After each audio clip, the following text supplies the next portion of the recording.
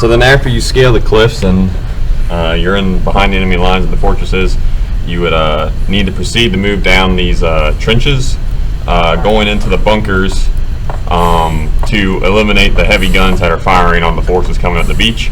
So the players would come up and like disable these redstone networks, which would stop the guns from firing.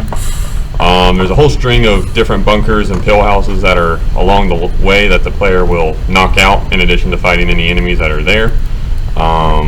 Every bunker has some sort of system in it that needs to be disabled. This one with a larger gun is a bit, in addition to going inside and knocking it out, players will have to climb the stairs and knock out some additional mechanisms up top. And again, they will keep proceeding through the enemy earthworks, knocking out enemy soldiers and bunkers until they reach here. And after they've cleared all the bunkers and stopped the forces firing on the beach, they will then be ready to move on to the next segment. So once the students have completed that last segment, clearing out the bunkers and fortifying the beach, I'm just going to fly over it, they would follow this path here. This will take them to the final part of the simulation, which is the assessment portion. We have, in order to meet differentiation requirements, created 3 different assessments that the students would, in theory, be able to complete in order to receive their credit for completing the simulation. Once they reach in here, they will be greeted by this here blackboard that just explains for them to pick one assessment and complete it, and they will write down their answers in the book and quill, which are in this chest here.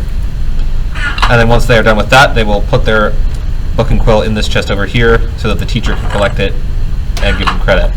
The different NPCs explain the different types of assessments. This NPC gives them the option of a matching assessment.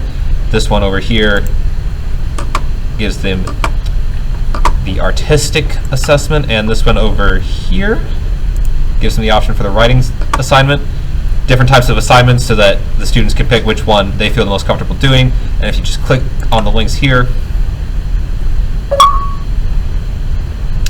it takes them to, this is just a blank shell, but clicking on this link would take them to the instructions that they need in order to complete the assessment that they've chosen. And after that, once they've completed their assessment, over here. It's set to open when you put the book and quills in the... Yeah. Well, let's just test that out. Yeah. I'm just going to fly over it. Yeah. So once they complete their assessment, that door will open, and they will come out and be led to this portion here. They'll meet their final NPC that tells them they have reached the end of the simulation. And then he just gives some information about how many D-Day soldiers suffer from PTSD, even if they survived, and information about how minority groups faced a lot of discrimination even after returning from D-Day invasion. And then once they are completed and have read that NPC, they step here.